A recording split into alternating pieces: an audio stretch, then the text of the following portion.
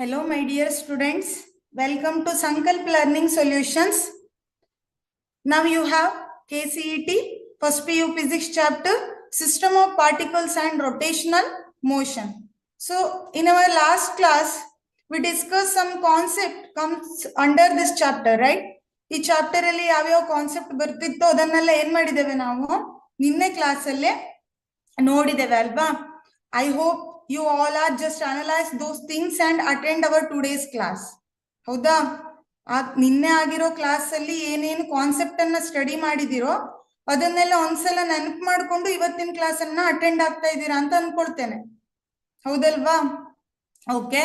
In our today's class, we are going to discuss some MCQ question related to system of particles and rotational motion. ಈ chapter ಅಲ್ಲಿ ಬರೋ MCQ questions ಅನ್ನ ಏನ್ ಮಾಡೋಣ, one by one solve ಮಾಡ್ತಾ ಹೋಗೋಣ.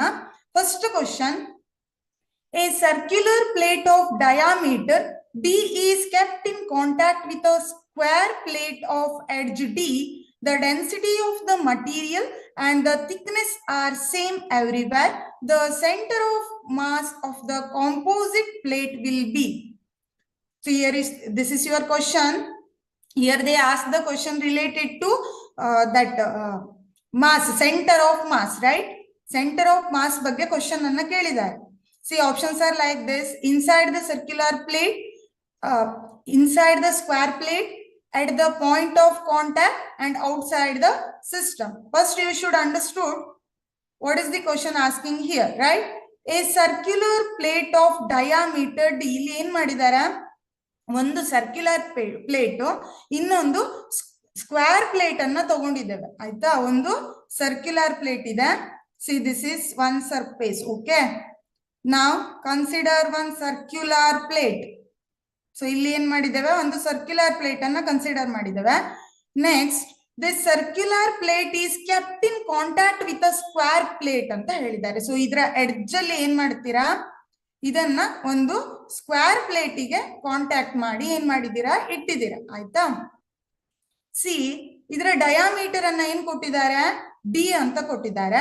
The density of the material and the thickness are same everywhere. So ಇಲ್ಲಿ circular plate ಮತ್ತೆ ಸ್ಕ್ವೇರ್ ಪ್ಲೇಟಿಗೆ ಡೆನ್ಸಿಟೀಸ್ ಏನಿದೆ, ಡೆನ್ಸಿಟಿ ಮತ್ತೆ ಥಿಕ್ನೆಸ್ ಸೇಮ್ ಇದೆ. ಆಯ್ತಾ? ಎಲ್ಲ ಕಡೆ.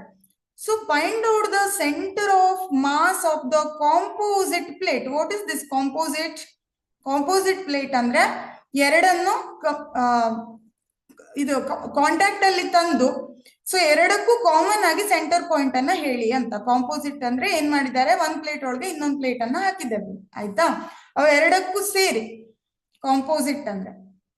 ಸೊ ಇಲ್ಲಿ ಏನ್ ಮಾಡ್ತೀರಾ ನೀವು, ಸೆಂಟರ್ ಆಫ್ ಮಾಸ್ ಅನ್ನ ಕೇಳಿದ್ದಾರೆ ಅಲ್ವಾ. ನೋಡಿ, what is the formula of area of circle?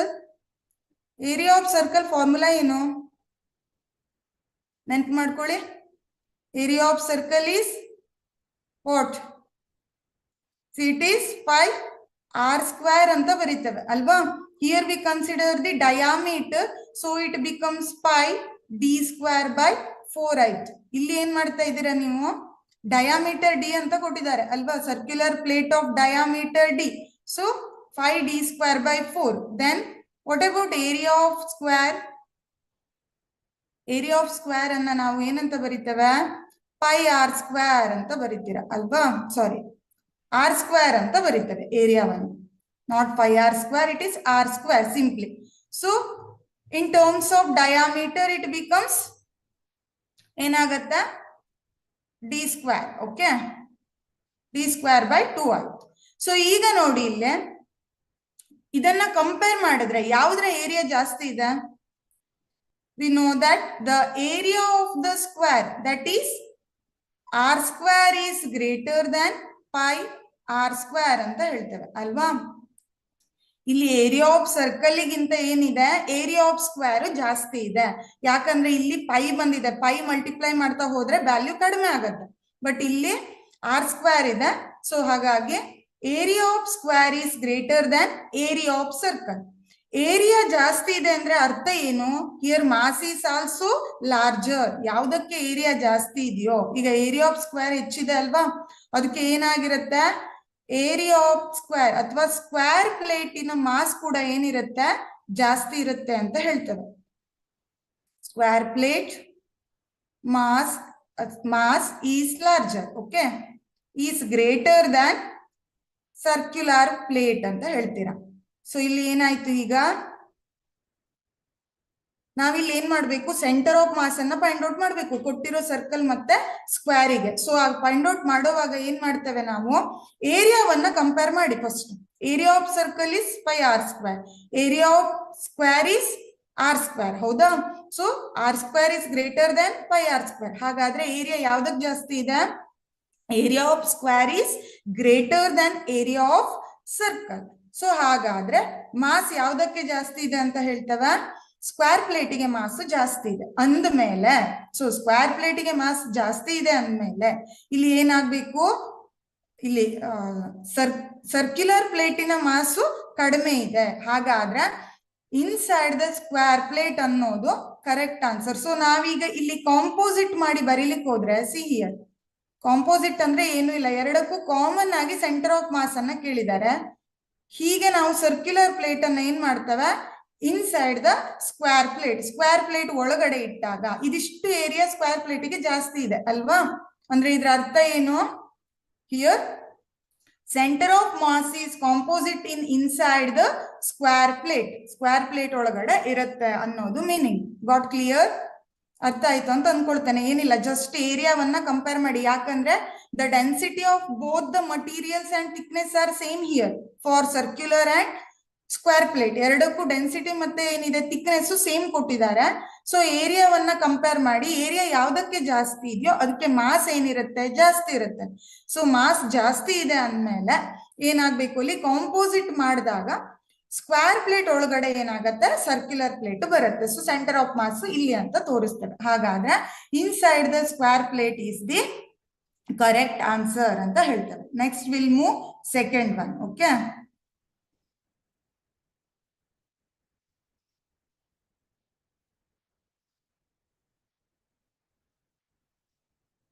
the center of mass of a system of particle does not depend on. See here, this question is related to center of mass. Again, what is the formula of center of mass?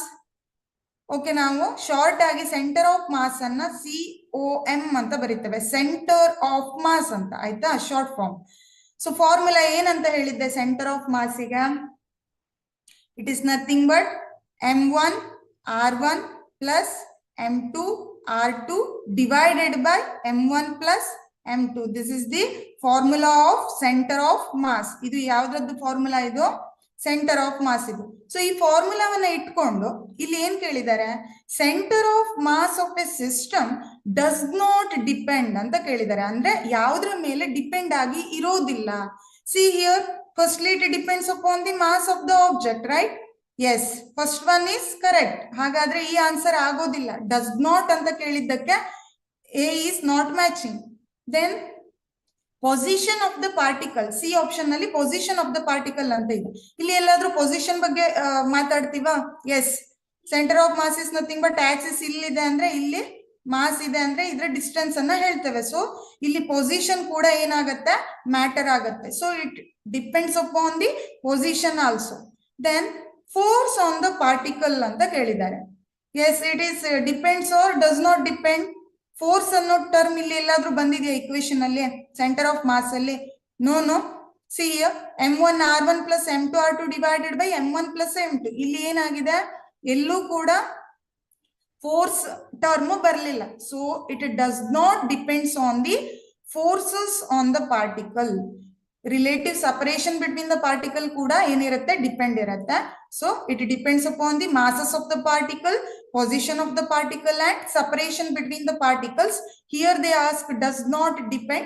So it does not depends on the forces on the particle ಅಂತ ಹೇಳ್ತೇವೆ. Particle ಇನ force ಮೇಲೆ ಏನಾಗಿರೋದಿಲ್ಲ, centre of mass depend ಆಗಿ ಇರೋದಿಲ್ಲ. That is the option B is correct. See here, the center of mass of system of particle is at the origin. It follows that ಅಂತ ಹೇಳಿದ್ದಾರೆ. The options are number of particles to the right of the origin is equal to the number of particles of the left. The number of particles on x-axis should be equal to the number of particles on y. If there is a particle on positive x-axis, there must be at the least one particle on positive y-axis. And next option is none of the above. See, ಇಲ್ಲಿ question ಏನ್ ಕೇಳಿದ್ದಾರೆ? Here they ask, if suppose the center of system of particle is at origin. Origin ಅಂದ್ರೆ ಯಾವುದು? ಈಗ ಇದು Axis ಅಂತ ಇಟ್ಕೊಳ್ಳಿ. ಯಾವ್ದಿದೆ ಇಲ್ಲಿ? ಇದು y ಆಕ್ಸಿಸ್ ಇದೆ, ಇಲ್ಲಿ x ಆಕ್ಸಿಸ್ ಇರುತ್ತೆ, ಹೌದಾ? ಇಲ್ಲಿ ನಾವು ಏನಂತ ಹೇಳ್ತೇವೆ? ಒರಿಜಿನ್ O ಅಂತ ಹೇಳ್ತೇವೆ. ಸೊ ಇಲ್ಲಿಂದ ಪಾರ್ಟಿಕಲ್ ಇದೆ, m1 particle with r1 distance ಅಂತ ಹೇಳ್ತೇವೆ.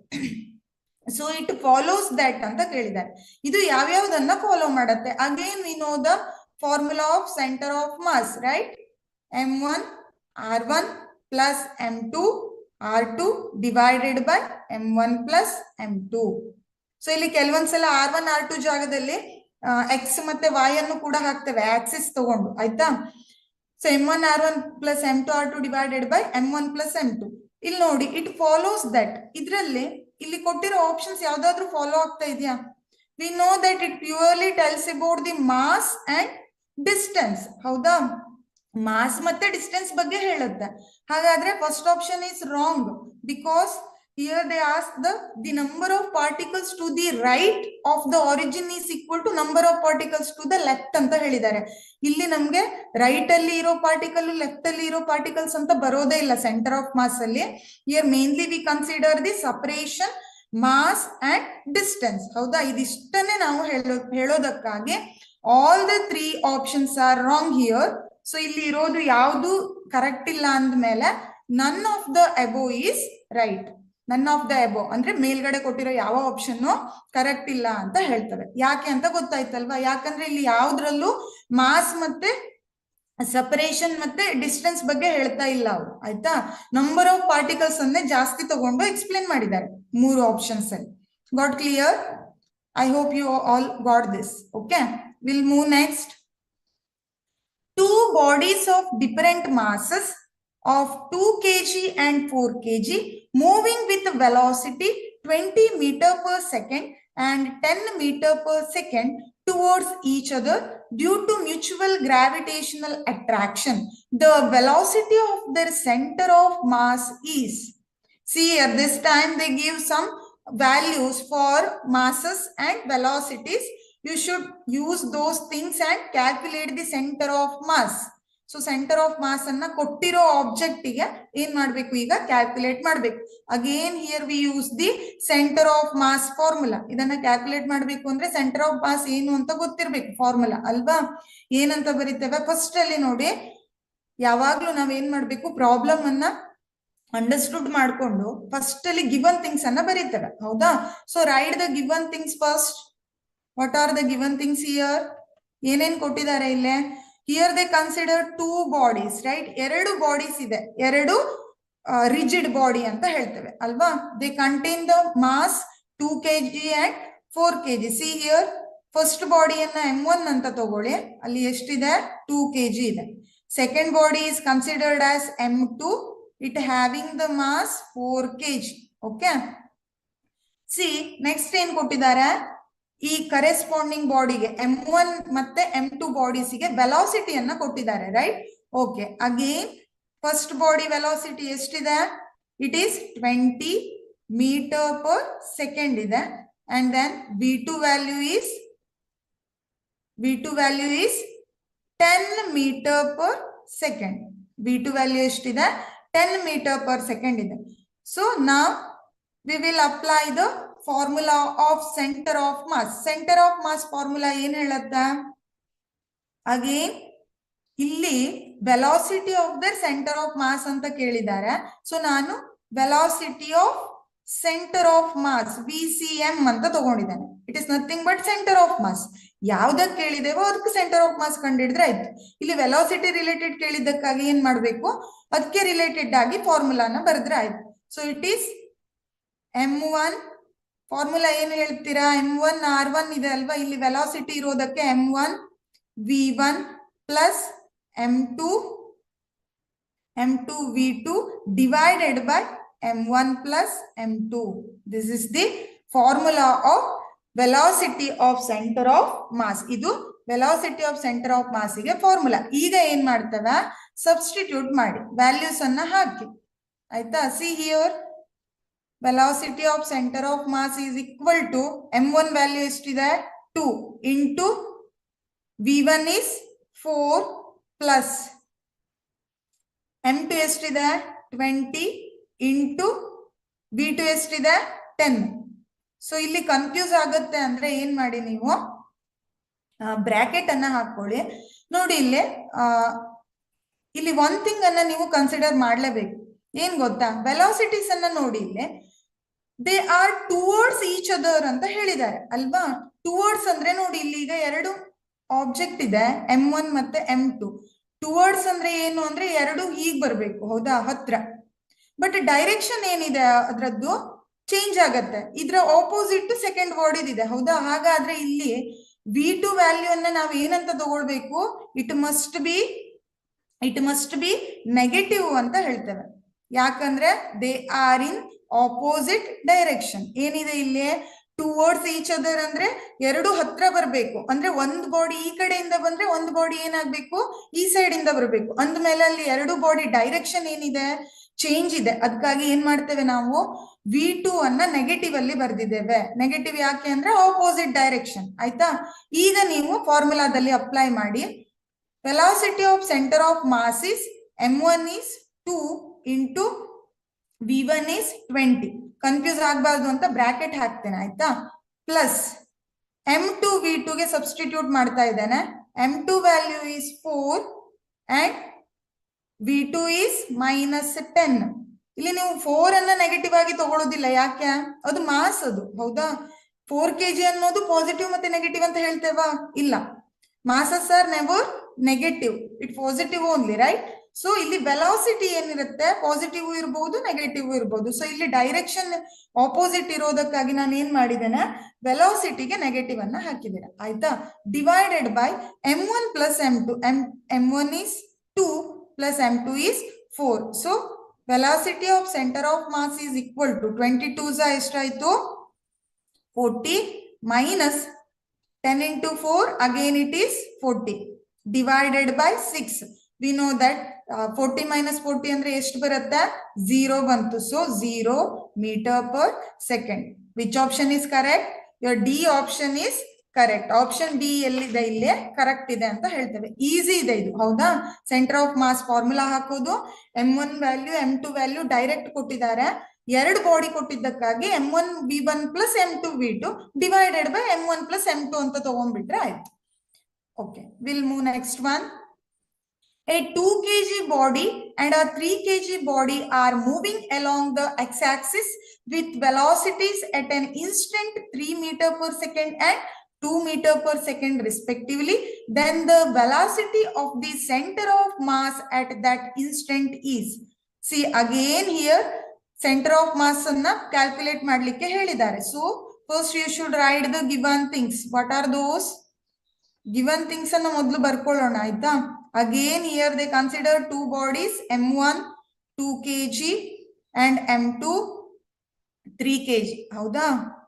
ಇಲ್ಲೂ ಕೂಡ m1 m2 ಅನ್ನೋ ಎರಡು ಏನ್ ಮಾಡಿದ್ದೇವೆ, ರಿಜಿಡ್ ಬಾಡಿಯನ್ನ ತಗೊಂಡಿದ್ದೇವೆ. ಅವೆರಡು ಮೂವ್ ಆಗ್ತಾ ಇದೆ ಅಲಾಂಗ್ ವಿತ್ ಎಕ್ಸ್ ಆಕ್ಸಿಸ್ ಅಲ್ಲಿ. ಸೊ ಅದರ ವೆಲಾಸಿಟಿಯನ್ನ 3 meter per second for first body and 2 meter per second for second body ಅಂತ ಕೊಟ್ಟಿದ್ದಾರೆ. Then the velocity of centre of mass ಅನ್ನ ಕ್ಯಾಲ್ಕುಲೇಟ್ ಮಾಡಿ ಅಂತ ಹೇಳಿದ್ದಾರೆ. So v1 value 3 meter per second and v2 is 2 meter per second. So ನೀವು ಕೂಡ try ಮಾಡಬಹುದು notebook ಅಲ್ಲಿ, ಆಯ್ತಾ. ಫಾರ್ಮುಲಾಸ್ ಅನ್ನು ಹಾಕಿ ಕ್ಯಾಲ್ಕುಲೇಟ್ ಮಾಡಿ, ಆಮೇಲೆ ಕಂಪೇರ್ ಮಾಡಿ ಆನ್ಸರ್ಸ್ ಅನ್ನ. Okay, see again here they ask the velocity of center of mass. Again formula m1 v1 plus m2 v2 divided by m1 plus m2 ಅಂತ ಹೇಳ್ತೇವೆ. m1 v1 plus m2 v2 divided by m1 plus m2 given things ಇದೆ. So ಇಲ್ಲಿ ಏನ್ ಮಾಡ್ಬೇಕು ನಾವೀಗ, ಈ ಫಾರ್ಮುಲಾದಲ್ಲಿ substitute ಮಾಡ್ತಾ ಹೋದ್ರೆ ಆಯ್ತು. ಸೊ ಸಬ್ಸ್ಟಿಟ್ಯೂಟ್ ಮಾಡೋವಾಗ velocity of center of mass, m1 value is 2 into v1 is 3 plus m2 is 3 into v2 is 2 divided by m1 plus m2. m1 is 2 plus 3 ಅಂತ ಹೇಳ್ತೇವೆ. ಆಯ್ತಾ? ಕ್ಯಾಲ್ಕುಲೇಟ್ ಮಾಡ್ತೀರಾ? Velocity of centre of mass multiplication ಅಂತೂ ಗೊತ್ತಿದೆ ಅಲ್ವಾ? 2 into 3 ಎಷ್ಟು? It is 6 plus 6 divided by 5 ಅಂತ ಹೇಳ್ತೇವೆ. ಹೌದಾ? 6 plus 6 divided by 5 ಎಷ್ಟು ಬಂತು? So velocity of center of mass is 12 divided by 5. What you get? 2.4 ಬರುತ್ತೆ ಇದನ್ನ ಡಿವೈಡ್ ಮಾಡಿದ್ರೆ ಅಲ್ವಾ? ಡಿವಿಷನ್ ಬರುತ್ತೆ ಅಲ್ವಾ? So it is 2.4 meter per second. So which option is correct? Option D is the correct answer. Velocity of center of mass is equal to 2.4 meter per second ಅಂತ ಹೇಳ್ತೇವೆ. ಇದು easy ಇದೆ, direct question. ಈ ತರದನ್ನೆಲ್ಲ ನೀವು fast ಆಗಿ solve ಮಾಡ್ಬೇಕು, ಇಲ್ಲಿ time waste ಮಾಡ್ಲಿಕ್ಕೆ ಹೋಗ್ಬಾರ್ದು. ಹೌದಾ? ಇಲ್ಲಿ ಏನು ಕಾಂಪ್ಲಿಕೇಶನ್ಸ್ ಇಲ್ಲ, ಡೈರೆಕ್ಟ್ ಕೊಟ್ಟಿದ್ದಾರೆ. m1 ಕೊಟ್ಟಿದ್ದಾರೆ, v1 ಕೊಟ್ಟಿದ್ದಾರೆ, m2 ಕೊಟ್ಟಿದ್ದಾರೆ, v2 ಕೊಟ್ಟಿದ್ದಾರೆ. You should apply the formula and solve that. Formula ಅಂತೂ ನೆನಪಿದೆ ಅಲ್ವಾ? ಸೆಂಟರ್ ಆಫ್ ಮಾಸ್ ಫಾರ್ಮುಲಾ ನೆನಪಿಟ್ಕೊಳ್ಳಿ. ಸೊ ಸಬ್ಸ್ಟಿಟ್ಯೂಟ್ ಮಾಡಿದ್ರೆ ಆಯ್ತು. Okay, will move next one. A shell in a flight explodes into 4 unequal parts. The quantity which remains same is A. Potential energy, B. Kinetic energy, C. Momentum, D. Both potential energy and kinetic energy. So question ಏನಿದೆ ಇಲ್ಲಿ? A shell in a flight explodes into 4 unequal parts. So ಇಲ್ಲಿ ಏನಾಗಿದೆ? ಒಂದು shell ಇದೆ ಅಂತ ಇಟ್ಕೊಳ್ಳಿ. See, this is, imagine this is one shell. Okay, ಇಲ್ಲಿ ಏನಿದೆ? ಒಂದು ಶೆಲ್ ಇದೆ ಇನ್ ಫ್ಲೈಟ್. ಓಕೆ, ಅಲ್ಲಿ ಏನಾಗತ್ತೆ ಅಂದ್ರೆ ಇದು ಎಕ್ಸ್ಪ್ಲೋಷನ್ ಆಗತ್ತೆ. ಆಯ್ತಾ? ಇಟ್ ಎಕ್ಸ್ಪ್ಲೋಡ್ ಆಗಿ ಏನಾಗಿದೆ? 4 ಅನ್ಇಕ್ವಲ್ ಪಾರ್ಟ್ಸ್ ಆಗಿ ಬೀಳುತ್ತೆ ಅಂತ ಹೇಳ್ತಾರೆ. See like this. For example ಹೀಗೆ ಅನ್ಇಕ್ವಲ್ ಪಾರ್ಟ್ ಅಂದ್ರೆ ಬೇರೆ ಬೇರೆ ಸೈಜ್. ಹೌದಾ? ಈಕ್ವಲ್ ಪಾರ್ಟ್ ಅಲ್ಲ, ಅನ್ಇಕ್ವಲ್ ಪಾರ್ಟ್ ಆಗಿ ಏನಾಗಿದೆ? ಬೇರೆ ಬೇರೆ ಡೈರೆಕ್ಷನ್ ನಲ್ಲಿ ಎಕ್ಸ್ಪ್ಲೋಡ್ ಆಗಿದೆ ಅನ್ನೋದು ಕ್ವಶನ್. ಹೀಗಾದಾಗ the quantity which remains same, ಕೆಳಗಡೆ ಕೊಟ್ಟಿರೋ ಆಪ್ಷನ್ ನಲ್ಲಿ ಯಾವ ಕ್ವಾಂಟಿಟಿ ಸೇಮ್ ಇರುತ್ತೆ ಅನ್ನೋದು ಕ್ವಶನ್. ಹಾಗಾದ್ರೆ ಇಲ್ಲಿ ಅರ್ಥ ಏನು? Here one shell is exploded. Okay, how it explodes? Shell explode ಆಗ್ಬೇಕು ಅಂದ್ರೆ ಹೇಗೆ? ಒಂದು ಎಕ್ಸ್ಟ್ರಾ ಫೋರ್ಸ್ ಇರಬೇಕು, ಇಲ್ಲ ಅಂದ್ರೆ ಇಂಟರ್ನಲ್ ಫೋರ್ಸ್ ಇರಬೇಕು. ಹೌದಾ? ಇಲ್ಲೇನು ಎಕ್ಸ್ಟ್ರಾ ಫೋರ್ಸ್ ಅನ್ನ ಅಪ್ಲೈ ಮಾಡ್ತಾ ಇಲ್ಲ ನಾನು ಅಲ್ವಾ? Here some internal force is there. Due to the internal force, due to some internal force, here the shell is exploded. ಇಲ್ಲಿ ಏನಾಗುತ್ತೆ? ಅದರ ಒಳಗಡೆ ಇರೋ ಫೋರ್ಸ್ ಇಂದಾನೆ ಏನಾಗ್ತಾ ಇದೆ? ಶೆಲ್ ಎಕ್ಸ್ಪ್ಲೋಡ್ ಆಗಿ 4 ಅನ್ಇಕ್ವಲ್ ಪಾರ್ಟ್ ಆಗಿದೆ ಅಂತ ಹೇಳಿದ್ದಾರೆ. ನೋಡಿ ಇಲ್ಲಿ ಪೊಟೆನ್ಷಿಯಲ್ ಎನರ್ಜಿ ಸೇಮ್ ಇರುತ್ತಾ? ಹಾಗಾದ್ರೆ ಇಲ್ಲ. ಯಾಕೆ? ಇಲ್ಲಿ ಏನಾಗುತ್ತೆ? ಎನರ್ಜಿ ಫಾರ್ಮ್ ಚೇಂಜ್ ಆಗತ್ತೆ ಅಲ್ವಾ? ಪೊಟೆನ್ಷಿಯಲ್ ಎನರ್ಜಿ ಅಂದ್ರೆ ನಮ್ಗೆ ಗೊತ್ತಿದೆ, ಪೊಸಿಷನ್ ಇಂದ ಪಡ್ಕೊಳ್ಳೋ ಎನರ್ಜಿಯನ್ನ ಪೊಟೆನ್ಷಿಯಲ್ ಎನರ್ಜಿ ಅಂತ ಕರಿತೇವೆ. ಸೊ ಎಕ್ಸ್ಪ್ಲೋಡ್ ಆದ್ಮೇಲೆ ಅದು ಅದರ ಪ್ಲೇಸಸ್ ಚೇಂಜ್ ಆಯ್ತು ಅಲ್ವಾ? ಅಲ್ಲಿ ಹಾಗಾದ್ರೆ ಪೊಟೆನ್ಷಿಯಲ್ ಎನರ್ಜಿ ಹೋಯ್ತು ಅದಕ್ಕೆ. ಸೊ ಇದು ಏನಿರಲ್ಲ, ಸೇಮ್ ಇರಲ್ಲ. Potential energy is converted into some sound energy or light energy ಅಂತ ಹೇಳ್ತೇವೆ. ಇಲ್ಲಿ ಏನಾಗುತ್ತೆ? ಪೊಟೆನ್ಷಿಯಲ್ ಎನರ್ಜಿ ಹೋಗಿ ಸೌಂಡ್ ಎನರ್ಜಿ ಅಥವಾ ಲೈಟ್ ಎನರ್ಜಿ ಆಗಿ ಕನ್ವರ್ಟ್ ಆಗುತ್ತೆ. ನಮಗ್ ಗೊತ್ತಿದೆ, ಎಕ್ಸ್ಪ್ಲೋಡ್ ಆಯ್ತು ಅಂದ್ರೆ ಸೌಂಡ್ ಬರಬೇಕು ಅಥವಾ ಸ್ಪಾರ್ಕ್ ಬರಬೇಕು. ಹೌದಾ? ಅದು ಬಂದಿದೆ ಅಂದ್ರೆ ಎನರ್ಜಿ ಫಾರ್ಮ್ ಚೇಂಜ್ ಆಗಿದೆ ಅಂತ ಅರ್ಥ. So here the potential energy is not remaining same. Then about the kinetic energy. Kinetic energy also not same. Why? Kinetic energy ಅಂದ್ರೆ ಮೂವ್ ಆಗೋವಾಗ ಪಡ್ಕೊಳ್ಳೋ ಎನರ್ಜಿ. ಇಲ್ಲಿ ಕೈನೆಟಿಕ್ ಎನರ್ಜಿ ಸೇಮ್ ಇರೋದಿಲ್ಲ, ಚೇಂಜ್ ಆಗ್ತಾ ಇದೆ ಇದು. ಹೌದಾ? ಮುಂಚೆ ಬೇರೆ ಇತ್ತು, ಎಕ್ಸ್ಪ್ಲೋಡ್ ಆಗಿ ಬೀಳುವಾಗ್ಲೇ ಏನಾಗಿದೆ? ಕೈನೆಟಿಕ್ ಎನರ್ಜಿ ಚೇಂಜ್ ಆಗಿದೆ. So it does not remains same. Next ಅಲ್ಲಿ option D, both potential and kinetic energy. ಇಲ್ಲಿ ಎರಡು ಸಪರೇಟ್ ಆಗಿ ಹೇಳಿದೆ, ಕೈನೆಟಿಕ್ ಚೇಂಜ್ ಆಗತ್ತೆ, ಪೊಟೆನ್ಷಿಯಲ್ ಚೇಂಜ್ ಆಗತ್ತೆ, ಸೇಮ್ ಇರೋದಿಲ್ಲ ಅಂತ. ಸೊ ಈ ಆಪ್ಷನ್ ಅಂತೂ ಆಗೋದೇ ಇಲ್ಲ. D option is absolutely wrong.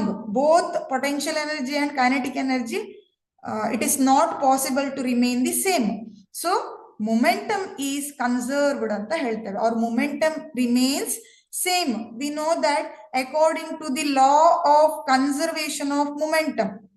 ನಿನ್ನೆ ಕಾನ್ಸೆಪ್ಟ್ ಹೇಳುವಾಗ ಹೇಳಿದ್ದೆ ಅಲ್ವಾ, ಲಾ ಆಫ್ ಕನ್ಸರ್ವೇಷನ್ ಆಫ್ ಮೊಮೆಂಟಮ್. ನೆನ್ಪ್ ಮಾಡ್ಕೊಳ್ಳಿ, ಲಾ ಆಫ್ ಕನ್ಸರ್ವೇಷನ್ ಆಫ್ ಮೊಮೆಂಟಮ್ ಏನ್ ಹೇಳುತ್ತೆ definition? When extra force is zero or external torque is zero, that time the angular momentum remains constant or conserve ಅಂತ ಹೇಳ್ತೇವೆ. Constant R conserved. ಸೊ ಅರ್ಥ ಏನು ಇಲ್ಲೇ? Extra force apply ಆಗ್ತಾ ಇಲ್ಲ ಇಲ್ಲಿ.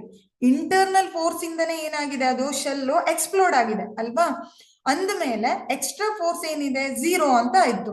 Torque tau equal to zero means torque. Torque ಅಂದ್ರೆ ಏನು? ಮೂಮೆಂಟ್ ಆಫ್ ಫೋರ್ಸ್ ಅಂತ ಹೇಳ್ತೇವೆ, ಹೌದಾ. ಫೋರ್ಸ್ ಅಂದ್ರೆ ನಾವು ಆಂಗ್ಯುಲರ್ ಅಲ್ಲಿ ಟಾರ್ಕ್ ಅಂತ ಬಳಸ್ತೇವೆ. ನಾನು ನಿನ್ನೆ ಹೇಳಿದ್ದೆ ಅಲ್ವಾ, ರೊಟೇಟಿಂಗ್ ಇಫೆಕ್ಟ್ ಅಂತ ಹೇಳ್ತೇವೆ ಟಾರ್ಕ್ ಅಂದ್ರೆ. ಸೊ ಇಲ್ಲಿ ಟೌ ಝೀರೋ ಇದೆ ಅಂದ್ರೆ according to law of conservation of momentum is conserved. So ಇಲ್ಲಿ ಎಕ್ಸ್ಟ್ರಾ ಫೋರ್ಸ್ ಆಕ್ಟ್ ಆಗ್ತಾ ಇಲ್ಲ, ಹಾಗಾಗಿ ಮೊಮೆಂಟಮ್ ಏನಿದೆ ಕನ್ಸರ್ವ್ ಇದೆ ಅಂತ ಹೇಳ್ತೇವೆ. ಇಲ್ಲಿ ಎಕ್ಸ್ಪ್ಲೋಡ್ ಆಗಿದ್ದು ಇಂಟರ್ನಲ್ ಫೋರ್ಸ್ ಇಂದ. No external force acts in this shell. Okay, so option C is the correct answer.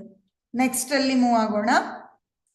An angular displacement theta of a flywheel varies with a time as theta is equal to at plus bt square plus ct cube. Then angular acceleration is given by, see this question related to the angular acceleration. Angular acceleration ಅನ್ನ ನಾವು ನಿನ್ನೆ ಕಲ್ತಿದ್ದೇವೆ ಅಲ್ವಾ. Angular acceleration formula ಏನು, unit ಏನು ಅಂತ ಕಲ್ತಿದ್ದೇವೆ. So first you should write. ಇಲ್ಲಿ ಏನನ್ನ ಕೊಟ್ಟಿದ್ದಾರೆ, angular displacement of a fly wheel. ಒಂದು ಫ್ಲೈ ವೀಲ್ ಇದೆ, ಆದ್ರೆ ಆಂಗ್ಯುಲರ್ ಡಿಸ್ಪ್ಲೇಸ್ಮೆಂಟ್ ಅನ್ನ ಅಕಾರ್ಡಿಂಗ್ ಟು ಟೈಮ್ ಕೊಟ್ಟಿದ್ದಾರೆ. ಥೀಟಾ ಈಸ್ ಈಕ್ವಲ್ ಟು ಏನಿದೆ, theta is equal to at plus bt square plus ct cube ಅನ್ನೋದು ಇಕ್ವೇಶನ್. ಇದು ಯಾವ್ದ್ರ value? Angular displacement. With the help of this, you should calculate angular acceleration. ಇದನ್ನ ಇಟ್ಕೊಂಡು ನಾವೇನ್ ಮಾಡ್ಬೇಕು, angular acceleration ಅನ್ನ find out ಮಾಡ್ಬೇಕು. ಎಕ್ಸಲರೇಷನ್ ಅಂದ್ರೆ ಏನಂತ ಬರೀತೇವೆ? ಆಲ್ಫಾ ಈಸ್ ಈಕ್ವಲ್ ಟು ಅಂತ ಹೇಳ್ತೇವೆ ಅಲ್ವಾ. Acceleration means alpha is equal to what. So ಹೇಗೆ ಕಂಡುಹಿಡಿತೇವೆ? ಡಿಸ್ಪ್ಲೇಸ್ಮೆಂಟ್ ಇದೆ, ಡೈರೆಕ್ಟ್ ಆಲ್ಫಾ ಕಂಡುಹಿಡಿಲಿಕ್ಕೆ ಆಗತ್ತಾ? ಡಿಸ್ಪ್ಲೇಸ್ಮೆಂಟ್ ಅನ್ನ ಯೂಸ್ ಮಾಡಿ ಆಗತ್ತಾ? ಹೇಗೆ ಕಂಡುಹಿಡಿತೀರಾ? ಹೇಗೆ ಕಂಡುಹಿಡಿತೀರಾ? ಸೊ ಇಲ್ಲಿ ಏನಾಗ್ಬೇಕು, ಥೀಟಾ ವ್ಯಾಲ್ಯೂಸ್ ಅನ್ನ ಕೊಟ್ಟಿದ್ದಾರೆ. ಥೀಟಾ ವ್ಯಾಲ್ಯೂ ಅನ್ನ ಇಟ್ಕೊಂಡು ನಾವು ಆಂಗ್ಯುಲರ್ ಎಕ್ಸಲರೇಷನ್ ಅನ್ನ ಫೈಂಡ್ ಔಟ್ ಮಾಡ್ಬೇಕು ಅಲ್ವಾ. ಅದಕ್ಕಿಂತ ಮುಂಚೆ ಏನ್ ಮಾಡ್ತೇವೆ ನಾವಿಲ್ಲಿ? First we should calculate the angular velocity. Angular ವೆಲಾಸಿಟಿಯನ್ನ ಫಸ್ಟ್ ಕ್ಯಾಲ್ಕುಲೇಟ್ ಮಾಡಬೇಕು. ಆಂಗ್ಯುಲರ್ ವೆಲಾಸಿಟಿಯನ್ನ ಏನಂತ ಬರೀತೇವೆ? ಒಮೆಗಾ ಅಂತ ಬರೀತೇವೆ ಅಲ್ವಾ. Omega is equal to, so you should calculate omega. How to calculate omega?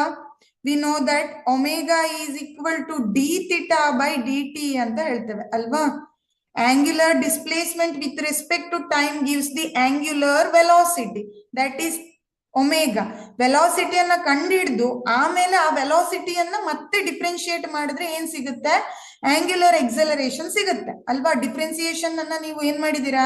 Maths ಅಲ್ಲಿ ಕಲ್ತಿದ್ದೀರಾ ಅಲ್ವಾ. ಸೊ ಈಗ ಫೈಂಡ್ ಔಟ್ ಮಾಡಿ. Omega is equal to d by d t of theta value question ಅಲ್ಲಿ ಕೊಟ್ಟಿದ್ದಾರೆ, at plus bt square plus ct cube. ಓಕೆನಾ? ಈಗ ಏನ್ ಮಾಡಿ, omega is equal to differentiate this term with respect to t.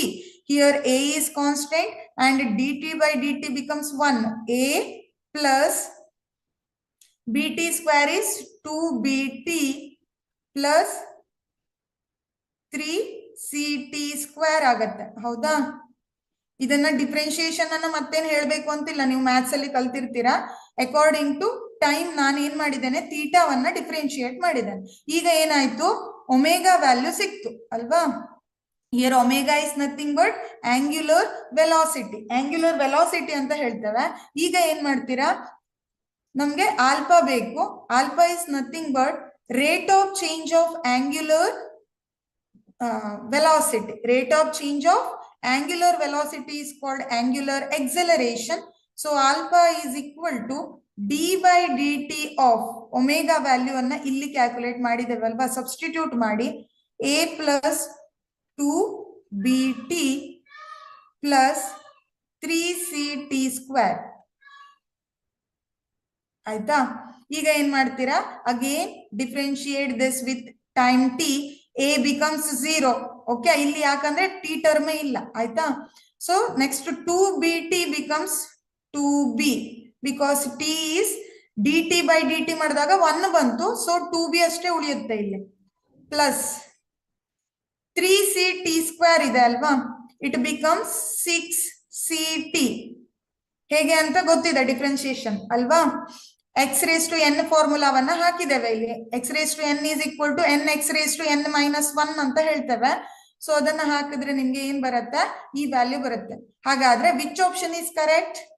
Your fourth option is correct. It is 2b plus 6ct is the correct answer. ಅರ್ಥ ಆಯ್ತು ಅಂತ ಅನ್ಕೊಳ್ತೇನೆ. Easy ಇದೆ ಅಲ್ವಾ. Differentiation ಅನ್ನ ಮಾಡ್ತಾ ಹೋದ್ರೆ ಆಯ್ತು. Differentiation ನೆನ್ಪಿಟ್ಕೊಳ್ಬೇಕು.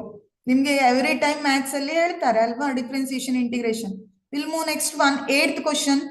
An automobile engine develops 100 kilowatt when rotating at a speed of 1800 revolution per minute. The torque delivered by the engine is, see this question is related to torque. Okay, torque ಬಗ್ಗೆ ಏನ್ ಮಾಡಿದ್ದಾರೆ, ಇಲ್ಲಿ question ಅನ್ನ ಕೇಳಿದ್ದಾರೆ. ಇಲ್ಲಿ automobile, ಒಂದು automobile engine ಏನ್ ಮಾಡಿದೆ, 100 ಕಿಲೋವ್ಯಾಟ್ ಅಷ್ಟು ಪವರ್ ಅನ್ನ ಕೊಡ್ತಾ ಇದೆ. When rotating at a speed of, ಅದನ್ನ ಎಷ್ಟು ಸ್ಪೀಡ್ ಅಲ್ಲಿ ರೊಟೇಟ್ ಮಾಡಿದ್ದೇವೆ ಅಂದ್ರೆ 1800 ರಿವಲ್ಯೂಷನ್ ಪರ್ ಮಿನಿಟ್ ಅಲ್ಲಿ. ಸೊ ಇಲ್ಲಿ first you should write the given things. First one power value, power value ಅನ್ನ ಕೊಟ್ಟಿದ್ದಾರೆ ಅಲ್ವಾ. Power is equal to 100 kilowatt. So power ಅನ್ನ ಕಿಲೋವ್ಯಾಟ್ ಅಲ್ಲಿ ಇದ್ದಿದ್ದನ್ನ ನಾವೇನ್ ಮಾಡ್ಬೇಕು, ವ್ಯಾಟಿಗೆ ಕನ್ವರ್ಟ್ ಮಾಡ್ಬೇಕು. ಹೇಗೆ ಕನ್ವರ್ಟ್ ಮಾಡ್ತೇವೆ, P is equal to 100 into 10 raised to minus 3 watt ಅಂತ ಹೇಳ್ತೇವೆ. or power is equal to ಎಷ್ಟು ಬರುತ್ತೆ, 100 into 10 raised to 3 watts. Okay, kilowatt ಅನ್ನ ವ್ಯಾಟಿಗೆ ಕನ್ವರ್ಟ್ ಮಾಡುವಾಗ ಇಂಟು 10 raised to plus 3 ಮಾಡಬೇಕು. ಅಂದ್ರೆ 10 ಅನ್ನ 3 ಟೈಮ್ಸ್ ಮಲ್ಟಿಪ್ಲೈ ಮಾಡ್ತಾ ಇದ್ದೀರಾ 100ಗೆ. ಎಷ್ಟು ಬರುತ್ತೆ ವ್ಯಾಲ್ಯೂ ಮಾಡಿ ನೋಡಿ, 1 lakh ಬಂತು ಹೌದಾ. So power is 1 lakh watt ಆಯ್ತು. ಈಗ ಮಲ್ಟಿಪ್ಲಿಕೇಶನ್ ಬರುತ್ತಲ್ವಾ, ಮಾಡಿ. ಓಕೆ, ಪವರ್ ವ್ಯಾಲ್ಯೂ ಅನ್ನ ಕಿಲೋವ್ಯಾಟ್ ಅಲ್ಲಿ ಕೊಟ್ಟಿದ್ದಾರೆ, ವ್ಯಾಟಿಗೆ ಕನ್ವರ್ಟ್ ಮಾಡಿದ್ದೇವೆ. Rotating at a speed of ಅಂತ ಹೇಳಿದ್ದಾರೆ. ಇದೇನಿದು, ನಿನ್ನೆ ನಾನು ಹೇಳಿದ್ದೆ ಒಮೆಗಾ. ಒಮೆಗಾ ಅಂದ್ರೆ ಏನು, angular velocity, right. Angular velocity 1800 revolution per minute ಇದೆ ಅಂತ ಹೇಳಿದ್ದಾರೆ. But see here, what is the unit of omega?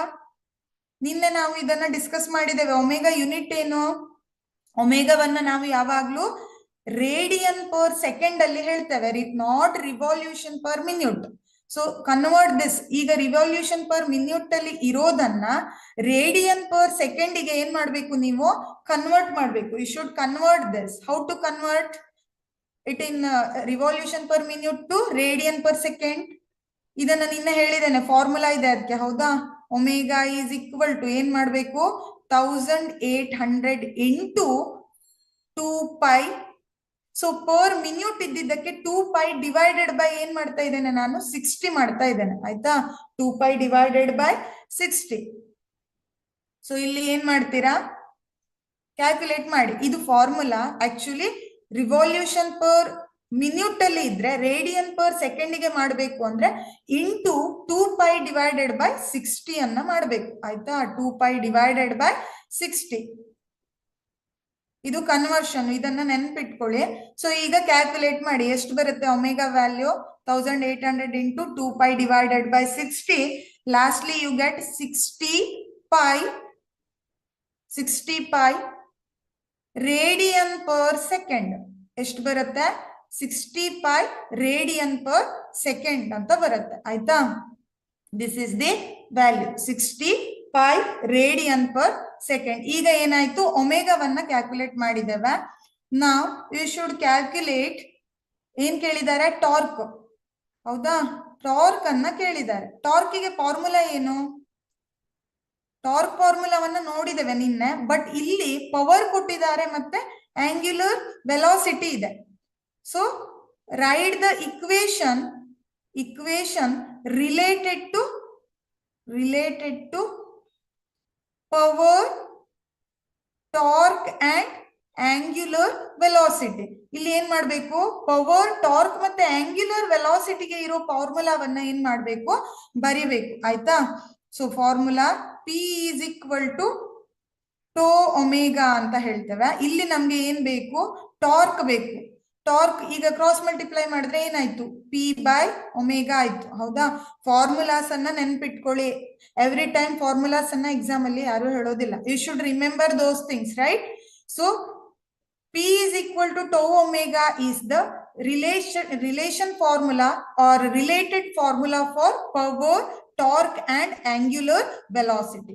Power, torque ಮತ್ತೆ angular velocity ಗೆ related ಆಗಿ ಇರೋ ಫಾರ್ಮುಲಾ ಇದು. P is equal to tau omega. Tau or torque is equal to P by omega. ಈಗ ನಮಗೆ ಗೊತ್ತಿದೆ, P ವ್ಯಾಲ್ಯೂ ಅನ್ನ watt ಅಲ್ಲಿ ಕನ್ವರ್ಟ್ ಮಾಡ್ಕೊಂಡಿದ್ದೇವೆ. ಹೌದಾ? ಸೊ ಒಮೆಗಾ ವ್ಯಾಲ್ಯೂ ಅನ್ನು ಕೂಡ ಏನ್ ಮಾಡಿದ್ದೇವೆ, ಕ್ಯಾಲ್ಕುಲೇಟ್ ಮಾಡಿದ್ದೇವೆ. ಈಗ ಏನ್ ಮಾಡ್ಬೇಕು, ಅಪ್ಲೈ ಮಾಡಿದ್ರೆ ಆಯ್ತು. ಅಪ್ಲೈ ಮಾಡಿ ಕ್ಯಾಲ್ಕುಲೇಟ್ ಮಾಡ್ತೀರಾ answer. So just apply the values here. Power value is 1 lakh, right?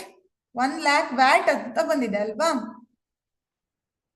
Divided by angular velocity omega ಎಷ್ಟಿದೆ, 60 ಪೈ ಇದೆ. So what is the value of pi? Pi value ಎಷ್ಟು ಅದು ನೆನಪಿರ್ಬೇಕು ಅಲ್ವಾ? ಪೈ ವ್ಯಾಲ್ಯೂ ನಾವೇನಂತ ಬರೀತೇವೆ, 3.142 R 22/7 ಅಂತ ಹೇಳ್ತೇವೆ ಅಲ್ವಾ? 22/7 ಆರ್ 22/7 ಅನ್ನ ಮಾಡಿದ್ರೆ 3.142 ಬರುತ್ತೆ. ಇದು ಕಾನ್ಸ್ಟೆಂಟ್ ವ್ಯಾಲ್ಯೂ, ಕರೆಕ್ಟ್ ನೆನ್ಪಿಟ್ಕೊಳ್ಳಿ. So 1 lakh divided by 60 pi. Finally you get the torque value. That is ಎಷ್ಟು ಬರುತ್ತೆ ಆನ್ಸರು ಮಾಡಿ ನೋಡಿ, 531 Newton meter. So your answer is 531 Newton meter. ಎಷ್ಟು ಬರುತ್ತೆ? ಹಾಗಾದ್ರೆ C option is the correct. C option correct ಇದೆ ಅಂತ ಆಯ್ತು. Value 531 Newton meter. Got clear? Okay, we'll move next one. A constant torque of 31.4 Newton meter is exerted on a pivoted wheel if angular acceleration of wheel is 4 pi radian per second square, then the moment of inertia of the wheel is. ಇಲ್ಲಿ ಏನ್ ಮಾಡಿದ್ದಾರೆ, ಒಂದು wheel ಚಕ್ರವನ್ನ ತಗೊಂಡಿದ್ದಾರೆ, vehicle ಇದು. So ಅದಕ್ಕೆ related ಆಗಿ ಏನ್ ಮಾಡಿದ್ದಾರೆ, ಮೂಮೆಂಟ್ ಆಫ್ ಇನರ್ಷಿಯವನ್ನ ಕ್ಯಾಲ್ಕುಲೇಟ್ ಮಾಡ್ಲಿಕ್ಕೆ ಹೇಳಿದ್ದಾರೆ. First right the given things ಅನ್ನ ಫಸ್ಟ್ ಬರ್ಕೊಳ್ಳೋಣ. ನೋಡಿ ಇಲ್ಲಿ, ಎ ಕಾನ್ಸ್ಟೆಂಟ್ ಟಾರ್ಕ್ ಆಫ್ ಅಂದ್ರೆ here torque value is given. Torque value ಅನ್ನ ಟೋ ಅಂತ ಬರೀತೇವೆ. Or torque is equal to 31.4 newton metre.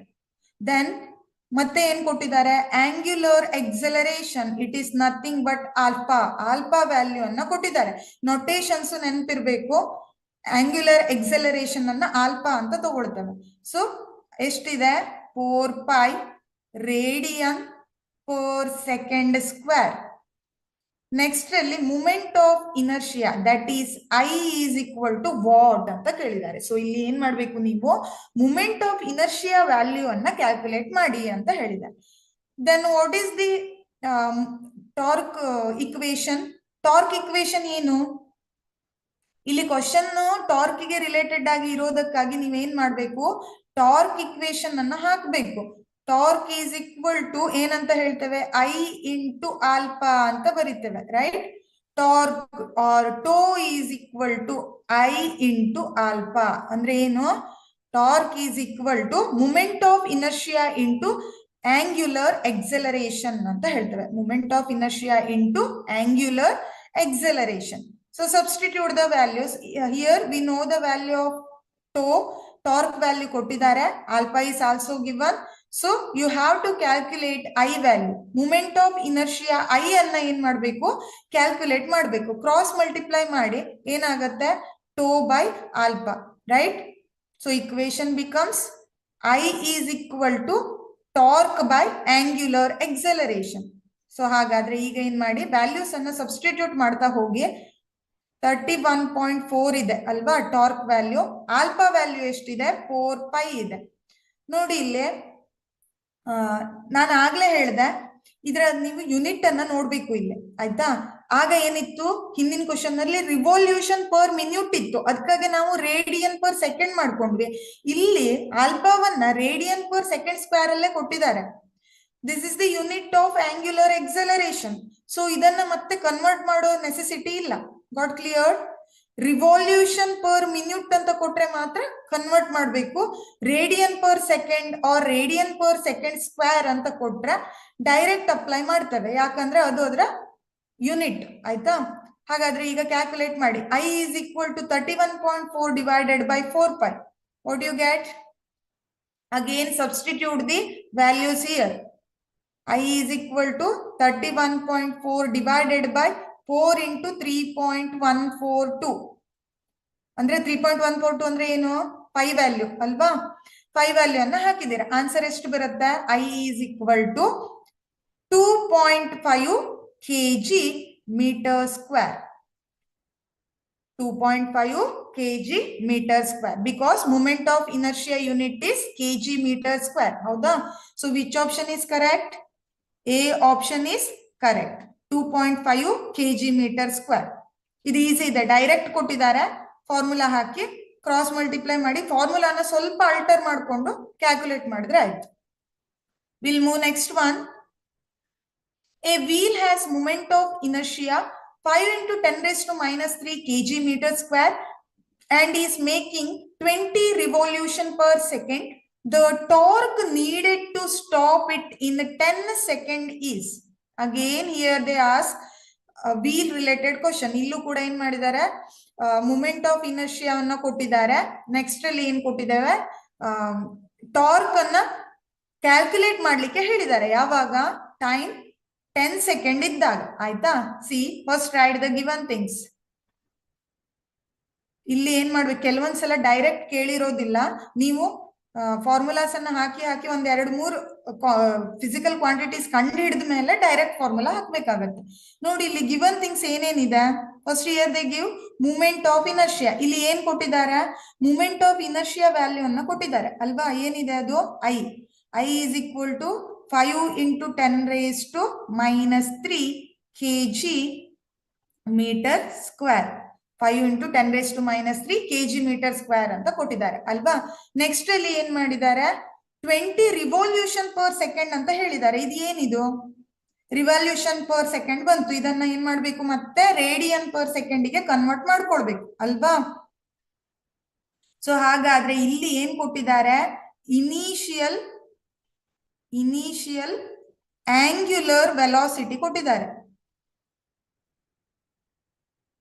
So ಇಷ್ಟೊತ್ತು ಆಂಗ್ಯುಲರ್ ವೆಲಾಸಿಟಿ ಬಗ್ಗೆ ಮಾತಾಡಿದ್ವಿ. ಇದೇನಿದು ಇನಿಷಿಯಲ್ ಆಂಗ್ಯುಲರ್ ವೆಲಾಸಿಟಿ?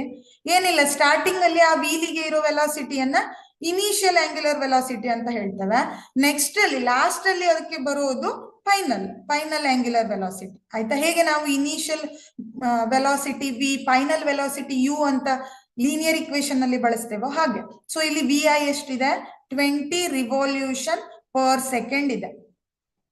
ಸೊ ಇಲ್ಲಿ ನೀವು ಏನ್ ಮಾಡ್ಬೇಕು, ಇದನ್ನ ರೇಡಿಯನ್ ಪರ್ ಸೆಕೆಂಡಿಗೆ ಕನ್ವರ್ಟ್ ಮಾಡ್ಬೇಕು. ಹೇಗ್ ಮಾಡ್ತೀರಾ? Again it is per second correct ಇದೆ, ರಿವಲ್ಯೂಷನ್ ಇರೋದು ರೇಡಿಯನ್ ಆಗ್ಬೇಕು ಅಲ್ವಾ? So it is 20 into 2 pi. 20 into 2 pi ಮಾಡ್ಬೇಕು. ಮಾಡಿದಾಗ ಎಷ್ಟು ಬರುತ್ತೆ ಆನ್ಸರು? 45 ರೇಡಿಯನ್ ಪರ್ ಸೆಕೆಂಡ್ ಅಂತ ಬಂತು ಆನ್ಸರ್, ಆಯ್ತಾ? ಸೊ ಇದು ಏನಿದು ಇನಿಷಿಯಲ್ ಆಂಗ್ಯುಲರ್ ವೆಲಾಸಿಟಿ. ಮತ್ತೆ ಏನ್ ಕೊಟ್ಟಿದ್ದಾರೆ, ಟಾರ್ಕ್ ಅನ್ನ ಕ್ಯಾಲ್ಕುಲೇಟ್ ಮಾಡ್ಲಿಕ್ಕೆ ಹೇಳಿದ್ದಾರೆ. When time T is equal to 10 second. T 10 second ಇರೋವಾಗ you should calculate the torque value. Torque value ಅನ್ನ ಏನ್ ಮಾಡ್ಬೇಕು, ಕ್ಯಾಲ್ಕುಲೇಟ್ ಮಾಡ್ಬೇಕು. ಈಗ ನಾವು ಫಾರ್ಮುಲಾಸ್ ಅನ್ನ ಅಪ್ಲೈ ಮಾಡ್ತಾ ಹೋಗ್ತೇವೆ. ನೋಡಿ ಇಲ್ಲೇ ನಮ್ಗೆ ಟಾರ್ಕ್ ವ್ಯಾಲ್ಯೂ ಬೇಕು ಅಂದ್ರೆ ಟಾರ್ಕ್ ಫಾರ್ಮುಲಾ ಏನು, tau is equal to I alpha. ಹೌದಾ, ಹಿಂದಿನ ಕ್ವಶನ್ ಸಾಲ್ವ್ ಮಾಡುವಾಗ ಹೇಳಿದೆ torque is equal to moment of inertia into angular acceleration ಅಂತ ಹೇಳ್ತೇವೆ. So torque tau is equal to I alpha ಆಯ್ತು. ಸೊ ಇಲ್ಲಿ ಏನ್ ಮಾಡ್ತೇವೆ ನಾವು, ಐ ವ್ಯಾಲ್ಯೂ ಗೊತ್ತಿದೆಯಾ ನಮ್ಗೆ, ಇಲ್ಲಿ ಮೂಮೆಂಟ್ ಆಫ್ ಇನರ್ಷಿಯಾ ಕೊಟ್ಟಿದ್ದಾರೆ, ಬಟ್ ಆಲ್ಫಾ ಕೊಟ್ಟಿದ್ದಾರಾ, ಇಲ್ಲ. ಆಂಗ್ಯುಲರ್ ಎಕ್ಸೆಲರೇಷನ್ ಅನ್ನ ಕೊಟ್ಟಿಲ್ಲ ಅಲ್ವಾ, ಆಂಗ್ಯುಲರ್ ವೆಲಾಸಿಟಿ ಕೊಟ್ಟಿದ್ದಾರೆ. So first you should calculate alpha here. Alpha value ಅನ್ನ ಏನ್ ಮಾಡ್ಬೇಕು, ಕ್ಯಾಲ್ಕುಲೇಟ್ ಮಾಡ್ಬೇಕು. ಹೇಗ್ ಮಾಡ್ತೀರಾ, ಅದಕ್ಕೆ ಒಂದು ಇಕ್ವೇಶನ್ ಇದೆ ಅಲ್ವಾ, ಏನದು, angular final angular velocity is equal to initial angular velocity plus alpha into T. ಇದನ್ನ ನಾವು ಎಲ್ಲಿ ನೋಡಿದ್ದೇವೆ, ಲೀನಿಯರ್ ಇಕ್ವೇಶನ್ ನಲ್ಲಿ ನಾವು ಬರೀತೇವೆ, V is equal to U plus A T ಅಂತ ಅಲ್ವಾ. ಅದನ್ನ ಇಲ್ಲಿ ಕಂಪೇರ್ ಮಾಡಿ, ಇದು ಲೀನಿಯರ್ ಇದ್ರೆ ಇದನ್ನ ಏನ್ ಮಾಡಿದ್ದೇನೆ ನಾನೀಗ ಆಂಗ್ಯುಲರಿಗೆ ಬರ್ದಿದ್ದೇನೆ ಅಷ್ಟೇ. ವಿ ಇರೋ ಜಾಗದಲ್ಲಿ ಒಮೆಗಾ ಬಂದಿದೆ, ಯು ಇರೋ ಜಾಗದಲ್ಲಿ ಒಮೆಗಾ ಇನಿಷಿಯಲ್ ಬಂತು, ಅಂದ್ರೆ ಇನಿಷಿಯಲ್ ವೆಲಾಸಿಟಿ ಅಂತ. ಸೊ ಅದನ್ನ ಬರ್ದಿದ್ದೇನೆ. ಇದು ರೆಫರೆನ್ಸಿಗಾಗಿ ಇದನ್ನು ಬರೆಯೋ ಅವಶ್ಯಕತೆ ಇಲ್ಲ. ಈ ಫಾರ್ಮುಲಾ ಎಲ್ಲಿಂದ ಬಂತು ಅಂತ ಹೇಳಿಕ್ಕೆ ಹೇಳಿದ್ದು, ಇದನ್ನ ನಿನ್ನೆ ತೋರಿಸಿದ್ದೇನೆ ಅಲ್ವಾ ಟೇಬಲ್ ಹಾಕಿ. ಸೊ ನಾವು apply, we know that here omega f ಅಂದ್ರೆ ಏನು, final angular velocity. Final angular velocity ಎಷ್ಟಿದೆ ಇಲ್ಲಿ ಅಂದ್ರೆ 0 ಇರುತ್ತೆ ಆಯ್ತಾ. ಯಾಕಂದ್ರೆ finally it comes to rest. ಇಲ್ಲಿ ವೇಲ್ ಲಾಸ್ಟ್ ಅಲ್ಲಿ ಏನಾಗ್ತಾ ಇದೆ, ಸ್ಟಾಪ್ ಆಗ್ತಾ ಇದೆ ಅಂತ ಕೊಟ್ಟಿದ್ದಾರೆ ನೋಡಿ ಇಲ್ಲಿ. Stop means it does not having the final angular velocity, 0ಗೆ ಬಂತು ಅಂತ, ಫೈನಲ್ ಆಂಗ್ಯುಲರ್ ವೆಲಾಸಿಟಿ 0 ಆಯ್ತು ಅಂತ. ಸೊ ಈಗ ಇಲ್ಲಿ ಸಬ್ಸ್ಟಿಟ್ಯೂಟ್ ಮಾಡಿದ್ರೆ ನಮ್ಗೆ ಆಲ್ಫಾ ವ್ಯಾಲ್ಯೂ ಸಿಗುತ್ತೆ. ಇಲ್ಲಿ ಬೇಕಾಗಿದ್ದು alpha. So alpha is equal to omega f minus omega i divided by t. ಈಗ ಇಲ್ಲಿ ಸಬ್ಸ್ಟಿಟ್ಯೂಟ್ ಮಾಡ್ತಾ ಹೋಗಿ, alpha is equal to omega f value ಎಷ್ಟಿದೆ 0 minus initial omega i is ಇಲ್ಲಿ 45 ರೇಡಿಯನ್ ಪರ್ ಸೆಕೆಂಡ್ ಅಂತ ಬರ್ದಿದ್ದೀರಾ ಅಲ್ವಾ, 40 into 5 divided by time is given 10 second. So divided by 10. Alpha is equal to calculate ಮಾಡಿದ್ರೆ minus 4/5 radian per second square ಬರುತ್ತೆ, radian per second square. Alpha is equal to minus 4/5 radian per second square. ಈಗ ಆಲ್ಫಾವನ್ನ ಕಂಡುಹಿಡಿದಿದ್ದೇವೆ, but in your question they ask to find the torque when the time is 10 second. 10 ಸೆಕೆಂಡಿಗೆ ಬಂದಾಗ torque value ಅನ್ನ ಕೇಳಿದ್ದಾರೆ. ಈಗ ಈ ಫಾರ್ಮುಲಾವನ್ನ ಅಪ್ಲೈ ಮಾಡಿ. T is equal to I into alpha, or tau is equal to, or torque is equal to I into alpha. Now you get the alpha value, and already I is given in your question. So tau is equal to 5 into 10 raised to minus 3. So ಈಗ ಇಲ್ಲಿ ನಾನು ಏನ್ ಮಾಡ್ತಾ ಇದ್ದೇನೆ, values ಅನ್ನು apply ಮಾಡ್ತಾ ಇದ್ದೇನೆ ಆಯ್ತಾ. I value 5 into 10 raised to minus 3 into alpha is minus 4/5. ಇದಿಷ್ಟನ್ನ calculate ಮಾಡಿದಾಗ ಪೈ ವ್ಯಾಲ್ಯೂ ಅನ್ನ ಹಾಕಿ 3.142 ಅನ್ನ ಹಾಕಿ ಇದನ್ನ ಮಲ್ಟಿಪ್ಲೈ ಮಾಡಿದ್ರೆ ನಮ್ಗೆ ಲಾಸ್ಟ್ ಅಲ್ಲಿ 2π into 10 raised to minus 2, 2π into 10 raised to minus 2. ನೋಡಿ ಇಲ್ಲೇ does not no need to calculate the pi value here. Pi value ಯಾಕಂದ್ರೆ ಆನ್ಸರ್ಸ್ ಎಲ್ಲ ಪೈ ಅಲ್ಲಿ ಮಲ್ಟಿಪ್ಲೈ ಹಾಕೊಂಡೇ ಇದೆ ಅಲ್ವಾ. ಸೊ ಈ ಪೈ ವ್ಯಾಲ್ಯೂ ಅನ್ನ ಹಾಗೆ ಇಡಿ, ನಿಮ್ದು ಅರ್ಧ ಕೆಲಸ ಕಡಿಮೆ ಆಯ್ತು, ಇಲ್ಲಿ ಈಸಿ ಆಯ್ತು. Only multiply 5 into 10 raised to minus 3 into minus 4 ಇಷ್ಟನ್ನ multiply ಮಾಡಿದ್ರೆ ಸಾಕು.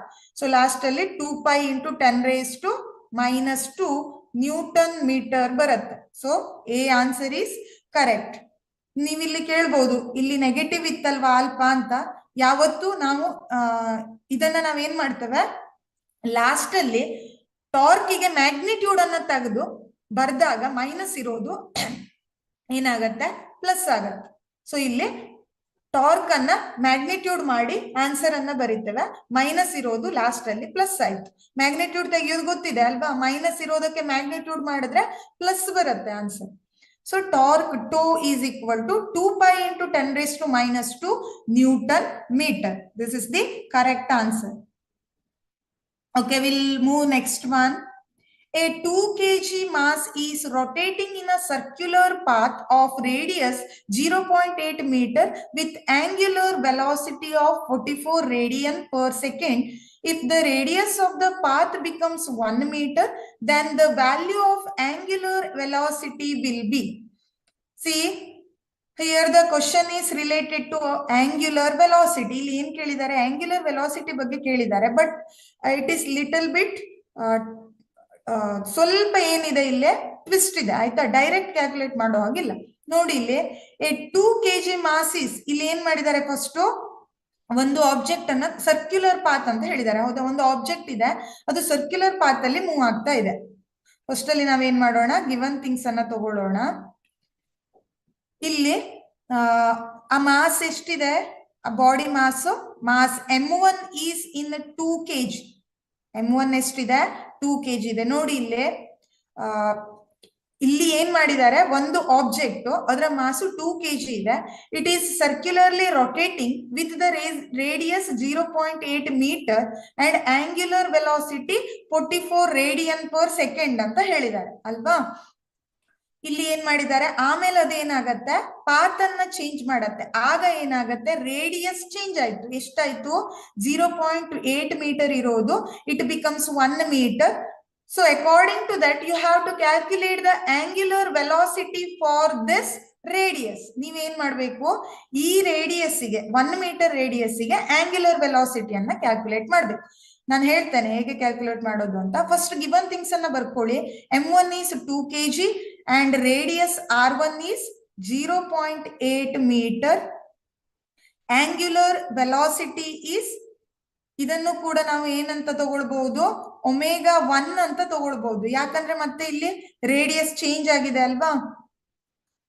So ω1 is equal to 44 radian per second. 44 radian per second. Again here they give r2 value. r2 is 1 meter. Path change ಆದ್ಮೇಲೆ r2 ಏನಾಯ್ತು, r1 ಇರೋದು r2 ಹಾಗೆ change ಆಗಿದೆ ಆಯ್ತಾ.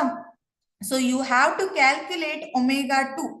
ನೀವೇನನ್ನ calculate ಮಾಡಬೇಕು, angular velocity for this r2 value. r2 radius ಇರೋವಾಗ, r2 value 1 metre radius ಇರೋವಾಗ angular velocity ಎಷ್ಟಾಗತ್ತೆ ಅನ್ನೋದು ಕ್ವಶನ್. ಇದನ್ನ ಹೇಗೆ ಕ್ಯಾಲ್ಕುಲೇಟ್ ಮಾಡ್ತೀರಾ, m1 ಕೊಟ್ಟಿದ್ದಾರೆ, r1 ಕೊಟ್ಟಿದ್ದಾರೆ, ω1 ಕೊಟ್ಟಿದ್ದಾರೆ. m2 ಸೇಮ್ ಇರುತ್ತೆ, m2 ಮಾಸ್ ಕೂಡ 2 kg ನೇ ಇದೆ ಆಯ್ತಾ. Here m2 is also 2 kg. ಯಾಕಂದ್ರೆ here the body is rigid body, it does not changes its shape, right? We know that. So does not its shape is changed means the mass is also constant, right?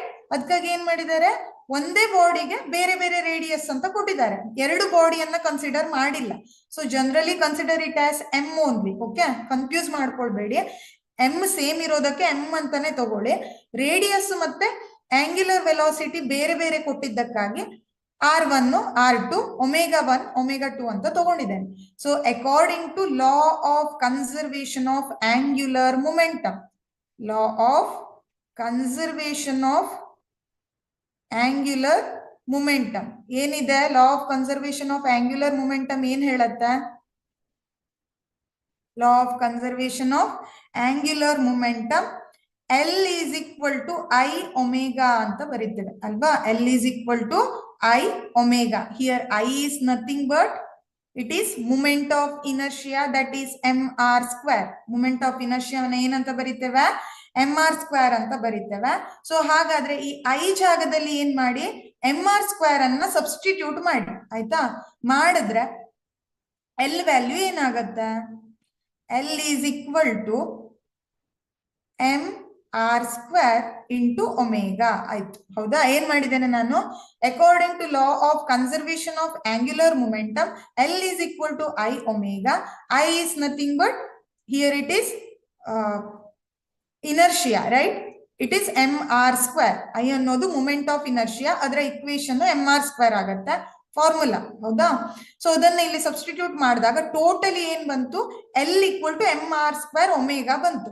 ಈಗ ನಾನು ಏನ್ ಮಾಡ್ಬೇಕು, ಈ ವ್ಯಾಲ್ಯೂಸಿಗೆ ಇದನ್ನ ಹಾಕ್ಬೇಕು, ಆಯ್ತಾ? ಈ ಇಕ್ವೇಶನ್ ಅನ್ನ here m1 r1² omega 1 is equal to, or not m1, m r1² omega 1 is equal to m r2² omega 2 ಅಂತ ಹೇಳ್ತೇವೆ, ಆಯ್ತಾ? ಇದ್ರನ್ನ ನಾವು ಇಕ್ವೇಶನ್ ಅಲ್ಲಿ ಹಾಕಿ ಒಮೆಗಾ 2 ಅನ್ನ ಕಂಡುಹಿಡಿತೇವೆ.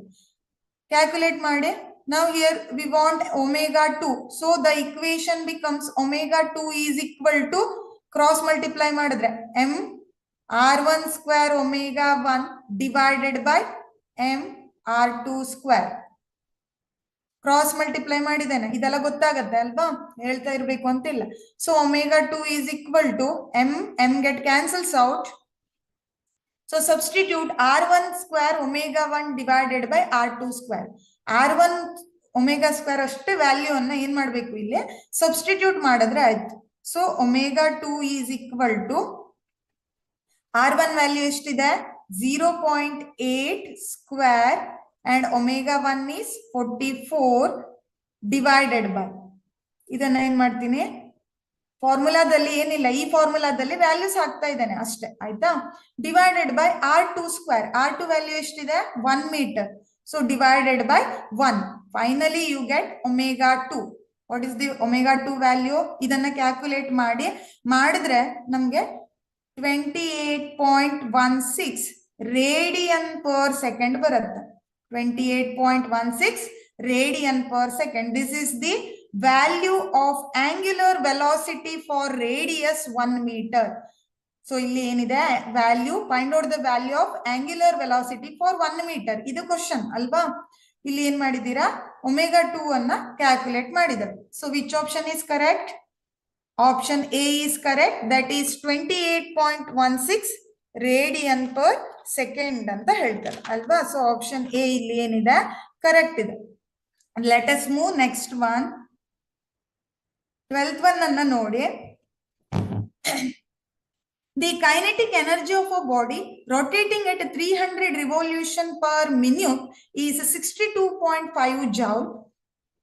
The angular momentum is approximately ಅಂತ ಕೇಳಿದ್ದಾರೆ. It is in kg meter square per second. Unit ಯಾವ್ದು ಬರಬೇಕು, kg meter square per second ಬರಬೇಕು, ಆಯ್ತಾ? ಸೊ ಇದನ್ನ ಹೇಗೆ ಕ್ಯಾಲ್ಕುಲೇಟ್ ಮಾಡ್ತೀರಾ? First you should write the given things. ಎಲ್ಲದ್ರಲ್ಲೂ ಏನ್ ಮಾಡ್ಬೇಕು, ಗಿವನ್ ಥಿಂಗ್ಸ್ ಅನ್ನ ಫಸ್ಟ್ ಬರ್ಕೊಳ್ಬೇಕು ಅಲ್ವಾ? ಇಲ್ಲಿ ಏನೇನ್ ಕೊಟ್ಟಿದ್ದಾರೆ, ಕೈನೆಟಿಕ್ ಎನರ್ಜಿ ಕೊಟ್ಟಿದ್ದಾರೆ. ಯಾವ್ದಕ್ಕೆ? ಫಾರ್ ರೊಟೇಷನಲ್ ಮೋಷನ್, ಹೌದಾ? ಕೈನೆಟಿಕ್ ಎನರ್ಜಿಯನ್ನ ನಾವು ಶಾರ್ಟ್ ಆಗಿ KE ಅಂತ ಬರೀತೇವೆ, ಇದು ಗೊತ್ತಿದೆ ನಿಮ್ಗೆ ಅಲ್ವಾ? ಎಷ್ಟಿದೆ ಅದು? 62.5 ಜೌಲ್ ಇದೆ. It is 62.5 joule. Again the body is rotating at 300 revolution per minute, ಹೌದಾ? ಅಂದ್ರೆ ಇಲ್ಲಿ ಏನ್ ಕೊಟ್ಟಿದ್ದಾರೆ, ಮತ್ತೆ ಒಮೆಗಾ ವ್ಯಾಲ್ಯೂನ ಕೊಟ್ಟಿದ್ದಾರೆ. ಆದ್ರೆ ಇದು ಯಾವ್ದ್ರಲ್ಲಿದೆ, 300 ರಿವಲ್ಯೂಷನ್ ಪರ್ ಮಿನಿಟ್ ಅಲ್ಲಿ ಇದೆ. You have to find out it in radian per second. ಇದನ್ನ ರೇಡಿಯನ್ ಪರ್ ಸೆಕೆಂಡಿಗೆ ಕನ್ವರ್ಟ್ ಮಾಡಿದ್ರೆ ಎಷ್ಟಾಗತ್ತೆ? 300 ಇಂಟು ರೇಡಿಯನ್ಗೆ ಮಾಡ್ಬೇಕು ಅಂದ್ರೆ 2π ಅನ್ನ ಮಲ್ಟಿಪ್ಲೈ ಮಾಡ್ಬೇಕು. ಬಟ್ ಇಲ್ಲಿ ಮಿನ್ಯೂಟ್ ಅಲ್ಲೂ ಕೊಟ್ಟಿದ್ದಕ್ಕಾಗಿ ಏನ್ ಮಾಡ್ತಾ ಇದ್ದೇನೆ, ಡಿವೈಡೆಡ್ ಬೈ 60 ಕೂಡ ಮಾಡ್ತಾ ಇದ್ದೇನೆ, ಆಯ್ತಾ? ರಿವಾಲ್ಯೂಷನ್ ಪರ್ ಸೆಕೆಂಡ್ ಅಂತ ಕೊಟ್ರೆ multiply with 2π only. If suppose they give revolution per minute, you have to convert this minute into second. So 2π divided by 60 ಮಾಡಿದ್ರೆ ಆನ್ಸರ್ 10π ಬರುತ್ತೆ. ಇದನ್ನ ಸಾಲ್ವ್ ಮಾಡಿದ್ರೆ ಆನ್ಸರು 10π ಬರುತ್ತೆ, ಆಯ್ತಾ? So this is the omega value. ಈಗ ನೀವು ಏನ್ ಮಾಡಿದೀರಾ, ಇದನ್ನ ರೇಡಿಯನ್ ಪರ್ ಸೆಕೆಂಡಿಗೆ ಕನ್ವರ್ಟ್ ಮಾಡಿದ್ದೇವೆ. Now it is converted into radian per second. So ಈಗ ನೀವು ಏನನ್ನ ಕ್ಯಾಲ್ಕುಲೇಟ್ ಮಾಡಬೇಕು, ದ ಆಂಗ್ಯುಲರ್ ಮೊಮೆಂಟಮ್ ಈಸ್ ಅಂತ ಕೇಳಿದ್ದಾರೆ ಅಲ್ವಾ? ಆಂಗ್ಯುಲರ್ ಮೊಮೆಂಟಮ್ ಅನ್ನ ಏನ್ ಮಾಡ್ಬೇಕು, ಕ್ಯಾಲ್ಕುಲೇಟ್ ಮಾಡ್ಬೇಕು. You should calculate L value here. ಇಲ್ಲಿ ಯಾವ ವ್ಯಾಲ್ಯೂ ಅನ್ನ ಕ್ಯಾಲ್ಕುಲೇಟ್ ಮಾಡ್ತಾ ಇದ್ದೀರಾ? ಎಲ್ ವ್ಯಾಲ್ಯೂ ಅನ್ನ, ಯಾಕಂದ್ರೆ ಆಂಗ್ಯುಲರ್ ಮೊಮೆಂಟಮ್ ಅನ್ನ ಎಲ್ ಅಂತ ಹೇಳ್ತೇವೆ ಅಲ್ವಾ. ಫಾರ್ಮುಲಾವನ್ನ ಯಾವ್ದು ಹಾಕ್ತೇವೆ? We know that L is equal to I omega ಅಲ್ವಾ. ಯಾವ್ದ್ರ ಫಾರ್ಮುಲಾ ಇದು? Law of conservation of angular momentum or angular momentum is equal to I omega ಅಂತ ಹೇಳ್ತೇವೆ. ಸೊ ಇಲ್ಲಿ ಐ ಈಸ್ ಈಕ್ವಲ್ ಟು ಏನಾಗತ್ತೆ? ಕ್ರಾಸ್ ಮಲ್ಟಿಪ್ಲೈ ಮಾಡಿದ್ರೆ L by omega ಆಯ್ತು ಅಲ್ವಾ. ಇದು ಎಲ್ ಬೈ ಒಮೇಗಾ ಆಯ್ತು. ಸೊ ಇದನ್ನ ಇಕ್ವೇಶನ್ 1 ಅಂತ ಇಟ್ಕೊಳ್ಳಿ, ನೆಕ್ಸ್ಟ್ ಅಲ್ಲಿ ಹೇಳ್ತೇನೆ ಆಯ್ತಾ. L by omega. ನಾವು kinetic energy is given. What is the relation between the kinetic energy and angular momentum? ಇವೆರಡಕ್ಕೂ ರಿಲೇಷನ್ ಇರೋ ಒಂದು ಫಾರ್ಮುಲಾ ಇದೆ ಅಲ್ವಾ. ಏನದು? ಯಾವ formula? Here K is equal to L square by 2i. K is equal to L square by 2i ಅಂತ ಹೇಳ್ತೇವೆ. ಇದನ್ನ ನಾವು ಲೀನಿಯರ್ ಇಕ್ವೇಶನ್ ನಲ್ಲಿ ನೋಡಿದ್ದೇವೆ ಅಲ್ವಾ. K is equal to P square by 2m ಅಂತ ಬರೀತೇವೆ, ನೆನಪಿದ್ಯಾ? Kinetic energy is equal to P square divided by 2m. ಮೊಮೆಂಟಮ್ಗೆ ಕೈನೆಟಿಕ್ ಎನರ್ಜಿಗೆ ರಿಲೇಷನ್ ಲೀನಿಯರ್ ಅಲ್ಲಿ. ಸೊ ಅದನ್ನೇ ನಾವಿಲ್ಲಿ ರೊಟೇಷನಲ್ ಮೋಷನ್ ನಲ್ಲಿ K is equal to L square by 2i ಅಂತ ಹೇಳ್ತೇವೆ. ಇದನ್ನ ನಿನ್ನೆ ನಾನು ಎಕ್ಸ್ಪ್ಲೇನ್ ಮಾಡಿದ್ದೇನೆ ಆ ಚಾರ್ಟ್ ಹಾಕಿ ಅಲ್ವಾ. ಅದನ್ನ ನೋಡಿ ಒಂದ್ಸಲ ನೆನ್ಪು ಮಾಡ್ಕೊಳ್ಳಿ. L square by 2i. ಈಗ ನಾನು ಏನ್ ಮಾಡ್ತೇನೆ, ಈ ಐ ಜಾಗದಲ್ಲಿ ಇಕ್ವೇಶನ್ 1 ನಲ್ಲಿ ಐ ಇದೆ ಅಲ್ವಾ, ಅದನ್ನ ಹಾಕ್ತೇನೆ. So it becomes L square divided by 2 into L by omega. ಇಲ್ಲಿ ಏನ್ ಮಾಡಿದ್ದೇನೆ? ಸಬ್ಸ್ಟಿಟ್ಯೂಟ್ ಐ ಇನ್ ಇಕ್ವೇಶನ್ 1 ನಲ್ಲಿ ಇರೋ ಐ ಅನ್ನ ಇಲ್ಲಿ ಈ ಇಕ್ವೇಶನ್ ಗೆ ಸಬ್ಸ್ಟಿಟ್ಯೂಟ್ ಮಾಡಿದ್ದೇನೆ. ನಾವ್ you get K is equal to L square divided by 2l into omega ಆಯ್ತು ಹೌದಾ. L and 1l get cancels out. K is equal to L omega by 2. ಇದು ಏನ್ ಸಿಕ್ಕಿದೆ? K equal to L omega by 2 ಅಂತ ಸಿಕ್ತು. But we want L value here. ಈಗ ನಮಗ್ ಬೇಕಾಗಿದ್ದು angular momentum, because kinetic energy is given in your question. So just rearrange this equation. ಈ equation ಅನ್ನ rearrange ಮಾಡಿದಾಗ ಏನಾಗುತ್ತೆ? L is equal to 2k divided by omega ಆಗುತ್ತೆ ಹೌದಾ. L is equal to 2k by omega. ಈಗ ಏನ್ ಮಾಡಿ, k ವ್ಯಾಲ್ಯೂನು ಇದೆ, omega value is also given. ಅದನ್ನ ರೇಡಿಯನ್ ಪರ್ ಸೆಕೆಂಡ್ ಕನ್ವರ್ಟ್ ಮಾಡಿದೆ. Substitute these values. ಈಗ L is equal to 2 into K is nothing but kinetic energy. It is given in your question, that is 62.5 divided by omega is 10 pi. Omega ವನ್ನ radian per second ಗೆ convert ಮಾಡ್ಕೊಳ್ಬೇಕು, ಹೇಳಿದ್ದೇನೆ, ಮಾಡಿದ್ದೇವೆ. 10 pi ಆಗಿದೆ ಅಲ್ವಾ. ಇದಿಷ್ಟನ್ನ ಈಗ ಏನ್ ಮಾಡಿ ಕ್ಯಾಲ್ಕುಲೇಟ್ ಮಾಡಿ. ಆನ್ಸರ್ ಎಷ್ಟು ಬರುತ್ತಾ? ಕ್ಯಾಲ್ಕುಲೇಟ್ ಮಾಡಿ ನೋಡೋಣ. ಕ್ಯಾಲ್ಕುಲೇಟರ್ ಇದೆ ಅಲ್ವಾ? Okay. L is equal to what? So it is finally nearly 3.97 ಬರುತ್ತೆ. ಬಟ್ ಇಲ್ಲಿ ಆಪ್ಷನ್ ನಲ್ಲಿ 3.97 ಎಕ್ಸಾಕ್ಟ್ ಇಲ್ಲ ಅಂದ್ರೆ ಅದರ ನಿಯರ್ ವ್ಯಾಲ್ಯೂ ಯಾವ್ದಿದೆ? 4 ಇದೆ. ಸೊ ಇದನ್ನ ನೀವು 4 kg metre square per second ಅಂತ ಕೂಡ ಹೇಳ್ಬಹುದು. kg metre square per second. ಹಾಗಾದ್ರೆ which option is correct? Option C is the correct answer. ಗೊತ್ತಾಯ್ತಲ್ವಾ? ಆಪ್ಷನ್ ಸಿ ಇಲ್ಲಿ ಏನಿದೆ? ಕರೆಕ್ಟ್ ಆನ್ಸರ್ ಇದೆ. Got clear? ಎಲ್ಲ ಇಕ್ವೇಶನ್ಸ್ ಅನ್ನು ಕರೆಕ್ಟ್ ನೆನ್ಪಿಟ್ಕೊಳ್ಬೇಕು. What is the relation between the kinetic energy and angular momentum? What is the relation between the angular momentum and moment of inertia? ಎಲ್ಲ equations ನೆನಪಿದ್ರೆ ಮಾತ್ರ related equations ಅನ್ನ ಹಾಕಿ solve ಮಾಡ್ಲಿಕ್ಕೆ easy ಆಗುತ್ತೆ. ಇಲ್ಲ ಅಂದ್ರೆ ಪ್ರಾಬ್ಲಮ್ ಅನ್ನ ಸಾಲ್ವ್ ಮಾಡ್ಲಿಕ್ಕೆ ಆಗೋದಿಲ್ಲ. ಸೊ ಅದಕ್ಕಾಗಿ ಹೇಳ್ತಾ ಇರೋದು, ಎಲ್ಲ ಇಕ್ವೇಶನ್ಸ್ ಎಲ್ಲ ಫಾರ್ಮುಲಾಸ್ ಅನ್ನ ಕರೆಕ್ಟ್ ಆಗಿ ನೆನ್ಪಿಟ್ಕೊಳ್ಳಿ ಆಯ್ತಾ. ಓಕೆ. ಈಗ I hope you understood this. Can I move next one ಗೆ ಹೋಗ್ಲಾ? Okay. So this is the last question in our today's session. When a torque acting upon a system is 0, among of the following constant physical quantity is A. Force, B. Linear momentum, C. Angular momentum, and D. Linear impulse. Okay, here the question is related to when a torque acting upon a system. ಒಂದು system ಮೇಲೆ torque ಏನಾಗ್ತಾ ಇದೆ? Act ಆಗ್ತಾ ಇದೆ. ಹೇಗೆ? Its value is 0. That is summation of torque is equal to 0 ಅಂತ ಹೇಳ್ತೇವೆ. summation is nothing but sum of the whole system. summation ಅನ್ನ ಯಾವಾಗ ಮಾಡ್ತೇವೆ? ಮ್ಯಾಥ್ಸ್ ಅಲ್ಲಿ ಗೊತ್ತಿದೆ ನಿಮಗೆ, ನಂಬರ್ ಆಫ್ ಆಡ್ ಮಾಡ್ತಾ ಹೋಗಿ ಲಾಸ್ಟ್ ಅಲ್ಲಿ summation ಇಲ್ಲಿಂದ ಇಲ್ಲಿಗೆ ಅಂತ ಹಾಕ್ತೇವೆ ಅಲ್ವಾ. ಅಂದ್ರೆ ಏನದು? It indicates the total. So total torque acting on this system is 0. According to this, which one is constant in below physical quantities? ಕೆಳಗಡೆ ಕೊಟ್ಟಿರೋ physical quantities ಅಲ್ಲಿ ಯಾವ quantities constant ಇರುತ್ತೆ ಅನ್ನೋದು your question. So force ಇರುತ್ತಾ? ಈಗ ಇಲ್ಲಿ ಏನಾಗ್ತಾ ಇದೆ? ಟಾರ್ಕ್ ಆಕ್ಟ್ ಆಗ್ತಾ ಇದೆ ಒಂದು ಸಿಸ್ಟಮ್ ಅಲ್ಲಿ, but that acting torque is 0. ಆದ್ರೆ ಅದೇನಿದೆ? 0 ಇದೆ, ಏನು ಇಲ್ಲ ಅಲ್ಲಿ. ಟಾರ್ಕ್ ವ್ಯಾಲ್ಯೂ 0 ಇದೆ ಅಂದ್ರೆ ಎಕ್ಸ್ಟ್ರಾ ಫೋರ್ಸ್ ಅಪ್ಲೈ ಆಗಿಲ್ಲ ಅಂತ ಅರ್ಥ. ಎಕ್ಸ್ಟ್ರಾ ಫೋರ್ಸ್ ಅಪ್ಲೈ ಆದ್ರೆ ಟಾರ್ಕ್ 0 ಇರಲ್ಲ ಅಲ್ವಾ. So force is wrong. Force ಅನ್ನೋದು ರಾಂಗ್ ಆಪ್ಷನ್ ಆಯ್ತಾ. ಅದು ಕಾನ್ಸ್ಟೆಂಟ್ ಇರಲ್ಲ. ಯಾಕಂದ್ರೆ ನಾವಿಲ್ಲಿ ಮಾತಾಡ್ತಾ ಇರೋದು ರೊಟೇಷನಲ್ ಮೋಷನ್ ಬಗ್ಗೆ. ಇಲ್ಲಿ ಟಾರ್ಕ್ ಅನ್ನ ನೋಡ್ಬೇಕು. ಸೊ ಟಾರ್ಕ್ 0 ಇದೆ ಅಂದ್ರೆ ಎಕ್ಸ್ಟ್ರಾ ಫೋರ್ಸ್ ಕೂಡ 0 ಇದೆ ಅಂತ ಅರ್ಥ. ನೆಕ್ಸ್ಟ್ ಅಲ್ಲಿ linear momentum. So linear momentum concept ಇಲ್ಲಿ ಏನಾಗಲ್ಲ, ಬರಲ್ಲ ಟಾರ್ಕ್ ಮ್ಯಾಟರ್ ಅಲ್ಲಿ. So linear momentum is not constant. ಅದು ಚೇಂಜ್ ಆಗ್ತಾ ಇರುತ್ತೆ, ಕಾನ್ಸ್ಟೆಂಟ್ ಇರೋದಿಲ್ಲ ಲೀನಿಯರ್ ಮೊಮೆಂಟಮ್. ಹೇಳ್ತೇವೆ ನಾವು ಅಲ್ವಾ, ಲೀನಿಯರ್ ಇಕ್ವೇಶನ್ಸ್ ಹೇಳುವಾಗ linear momentum is not constant ಅಂತ ಹೇಳ್ತೇವೆ. ಸೊ ಅದು ಚೇಂಜ್ ಆಗ್ತಾ ಇರತ್ತೆ.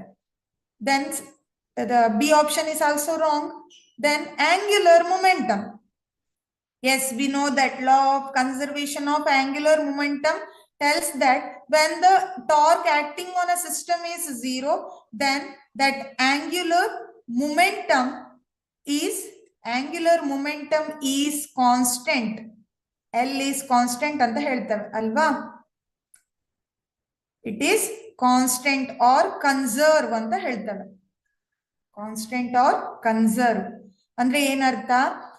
ಸಿಸ್ಟಮ್ ಮೇಲೆ ಯಾವುದೇ ಎಕ್ಸ್ಟ್ರಾ ಟಾರ್ಕು ಆಕ್ಟ್ ಆಗ್ತಾ ಇಲ್ಲ ಅಂದ್ರೆ ಆಗ ಆಂಗ್ಯುಲರ್ ಮೊಮೆಂಟಮ್ ಏನಿರುತ್ತೆ? ಕಾನ್ಸ್ಟೆಂಟ್ ಇರುತ್ತೆ ಅನ್ನೋದು ಇದ್ರ ಅರ್ಥ. Here they mention that torque acting upon a system is 0 ಅಂತ ಮೆನ್ಷನ್ ಮಾಡಿದ್ದಾರೆ. ಅದಕ್ಕಾಗಿ ಏನಲ್ಲಿದೆ? Here the angular momentum is 0 according to law of conservation of angular momentum. So C option is correct. ಇಲ್ಲಿ ಏನಿದೆ? C option correct ಇದೆ. Linear impulse is also wrong. Impulse ಅಂದ್ರೆ ಏನು ಅಂತ ಗೊತ್ತಿದೆ ಅಲ್ವಾ? What is impulse? Large force acts in a short interval of time ಅಂತ ಹೇಳ್ತೇವೆ ಹೌದಾ. Large amount of force acts in short interval of time, that is called impulse. So this impulse is also wrong here. Angular momentum is correct. So ಇಲ್ಲಿ ಹಾಗಾದ್ರೆ according to law of conservation of angular momentum ಅನ್ನ ತಲೆಯಲ್ಲಿ ಇಟ್ಕೊಂಡು angular momentum is conserved ಅಂತ ಹೇಳ್ತಾರೆ, or it is constant when torque acting upon a system is 0. torque system ಅಲ್ಲಿ torque 0 ಇದ್ದಾಗ ಏನಾಗತ್ತೆ? ಆಂಗ್ಯುಲರ್ ಮೊಮೆಂಟಮ್ ಕಾನ್ಸ್ಟೆಂಟ್ ಇದೆ ಅಂತ ಹೇಳ್ತಾರೆ. So totally 13 questions, 13 MCQ questions ಅನ್ನ ಸಾಲ್ವ್ ಮಾಡಿದ್ದೇವೆ. ಎಲ್ಲಾನು ಬೇರೆ ಬೇರೆ ಟೈಪ್ ಇತ್ತು ಅಲ್ವಾ. ನಾವು in our next session means tomorrow session we will discuss more MCQ questions related to this chapter. Next ನಾಳೆ ಕ್ಲಾಸ್ ಅಲ್ಲೂ ಕೂಡ ಇದೇ ಚಾಪ್ಟರ್ ಇದು ಬೇರೆ ಬೇರೆ MCQ ಕ್ವಶನ್ಸ್ ಅನ್ನ ಮತ್ತು ಒಂದಿಷ್ಟು ಫಾರ್ಮುಲಾಸ್ ಅನ್ನ ಯೂಸ್ ಮಾಡಿ ಕ್ಯಾಲ್ಕುಲೇಟ್ ಮಾಡೋಣ. Before attending your next session please once just read all those equations and statements. ಈ ಚಾಪ್ಟರ್ಸ್ ಅಲ್ಲಿ ಏನ್ ಇಕ್ವೇಶನ್ ಮತ್ತೆ ಡೆರಿವೇಶನ್ಸ್ ಅಥವಾ ಸ್ಟೇಟ್ಮೆಂಟ್ಸ್ ಬರುತ್ತೋ ಅವೆಲ್ಲವನ್ನ ಏನ್ ಮಾಡ್ಬೇಕು? ನೀವು ಒಂದ್ಸಲ ಸ್ಟಡಿ ಮಾಡ್ಕೊಂಡು ನೆಕ್ಸ್ಟ್ ಕ್ಲಾಸ್ ಅನ್ನ ಅಟೆಂಡ್ ಆದ್ರೆ ಈಸಿ ಆಗುತ್ತೆ. ಯಾಕಂದ್ರೆ MCQ ಕ್ವಶನ್ಸ್ ಅನ್ನ ಸಾಲ್ವ್ ಮಾಡುವಾಗ ಫಾರ್ಮುಲಾಸ್ ಬೇಕು ಅಲ್ವಾ. ಫಾರ್ಮುಲಾಸ್ ಬೇಕು, ಕೆಲವೊಂದ್ಸಲ ಕೆಲವೊಂದು ಸ್ಟೇಟ್ಮೆಂಟ್ ಕೂಡ ಬೇಕಾಗತ್ತೆ. ಸೊ ಅದನ್ನ ನೀವು ಸ್ಟಡಿ ಮಾಡ್ಕೊಂಡು ಕ್ಲಾಸ್ ಅನ್ನ ಅಟೆಂಡ್ ಮಾಡಿದ್ರೆ ನಿಮ್ಗೆ ಈಸಿ ಆಗತ್ತೆ. Okay okay, we will meet hour tomorrow session. I will end my today's class now.